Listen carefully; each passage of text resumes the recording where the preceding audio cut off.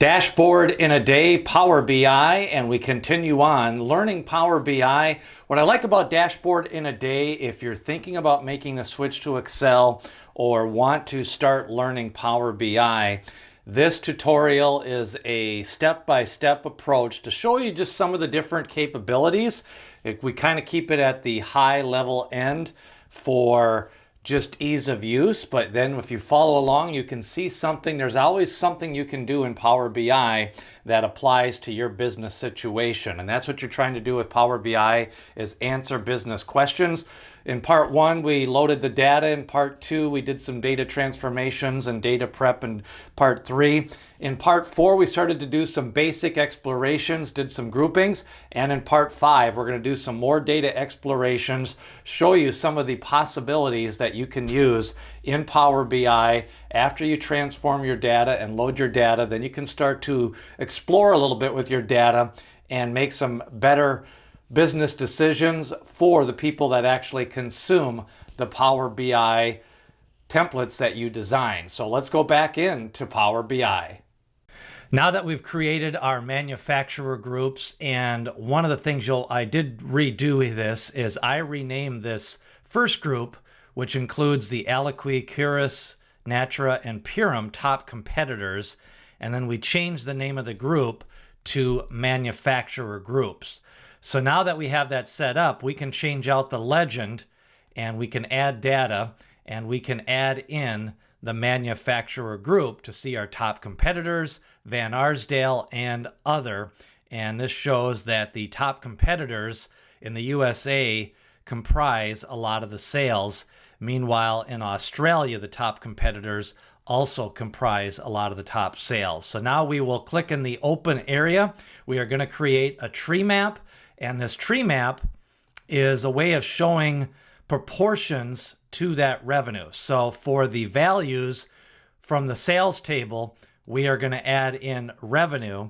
And for the category, we are going to add in the manufacturer. So this shows proportionally Van Arsdale has the highest proportion of sales, as they are this large blue number. Now, when you click on Van Arsdale, this cross filters our stacked bar chart. And if you unclick that, then it goes back to what it does. That's called cross highlighting. So that's just another example of some of the different things you can do in Power BI with your visualizations. So another thing you can do is you can show as a table. So if you want to see the raw numbers, you can look at this as a table. It'll show you the USA sales, the top competitor sales, and the Van Arsdale sales by country. And if you click on this back to report, that will bring you back to the report view. So now we have our tree map, we have our stacked bar chart, we've created a group here to explore some of our data. And the next thing we are going to do is continue along with our data exploration as we start to build out this chart. So if you take a look at the highlighting of the Van Arsdale by clicking on that, that is called cross highlighting. So now we want to do is start working on the page filters. The next filter we are going to create is called a page level filter. So if we select the manufacturer group and apply it to this page, that means we could start to, if we wanted to select the top competitors, that would filter out on this page. If we wanted to select Van Arsdale, we could filter out the Van Arsdale sales. So that's an example of some of the different filtering. And if we want to take a look at the sales over time, now we can create another visual. We'll move this up a little bit. We're going to make this smaller. And we're also going to move the stacked bar chart. So now we have our different filters and we can see the different tree map also. So the next thing we're going to do is do a visual that shows a little bit of a time series. And normally when you do time series, you want to look at date hierarchy. So that's what we're going to create next here in Power BI.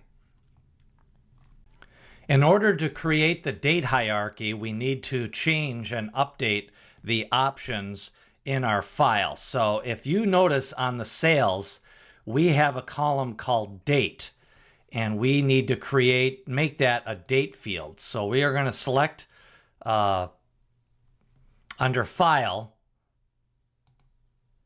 and we're going to go to Options and Settings. Now, under Options and Settings, you have a couple of different things you can do. You have, for the global options and settings, this is every time you use Power BI, we're going to focus in here on the current file. So under the current file, under the data load, we are going to select this auto date time, and this will help us create our hierarchy. Now, there's lots of different options in the current file. You can set your regional settings, you can set your privacy settings, but for the data load, we're going to select the auto date and time. Then we are going to select OK. So what that is going to help us do is create a date hierarchy. So now it's got this little calendar icon under the date. And if you notice, we have a date hierarchy created, which includes the year, the quarter, the month, and the day. So with that information, this data hierarchy, we're going to create our next visual. Time to create the next visual, and this one is going to be a clustered column chart. So we're going to select the white area on the report view, select new, and this pops up. And now we're going to start to build out this chart to see that date hierarchy, to show you kind of how this works. So the first thing we're going to do is for the x-axis, we are going to bring in this date hierarchy. And now for the y-axis, we are going to bring in our revenue. And this shows you the revenue by year in this date hierarchy. So we see 2014 all the way to 2021. And again, if you start to cross highlight, we've got this, you can select a year and the other years will start to cross highlight.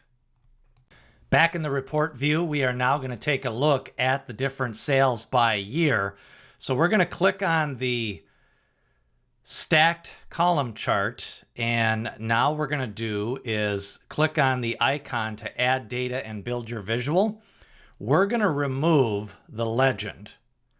And when we remove the legend, this allows us to see all of the sales by country, sum of revenue by country, and then we have our tree map, and then we have our newest visual, which shows kind of a time series on the sum of revenue by year.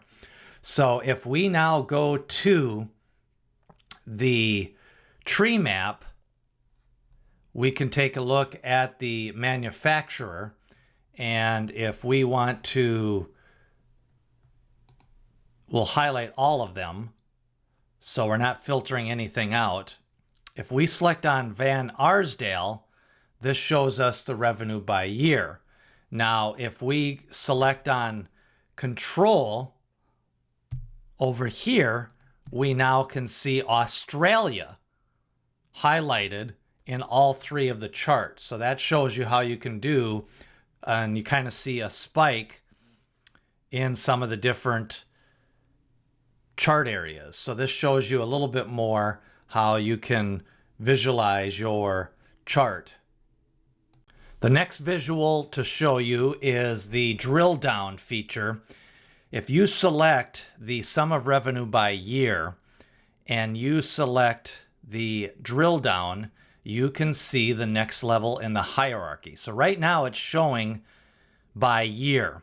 And this hierarchy, if you look at the date hierarchy, it goes year, quarter, month, and day.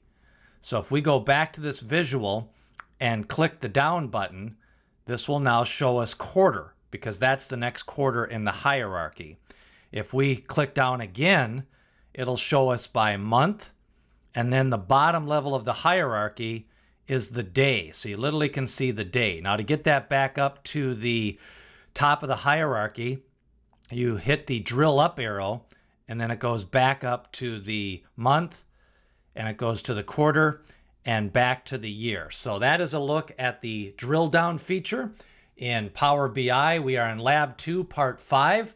And remember, all of the different data exploration techniques, some of these you're going to use more than other. Make sure to watch the videos, Part 1, 2, 3, and 4, where we load the data. We start to do some of the data prep.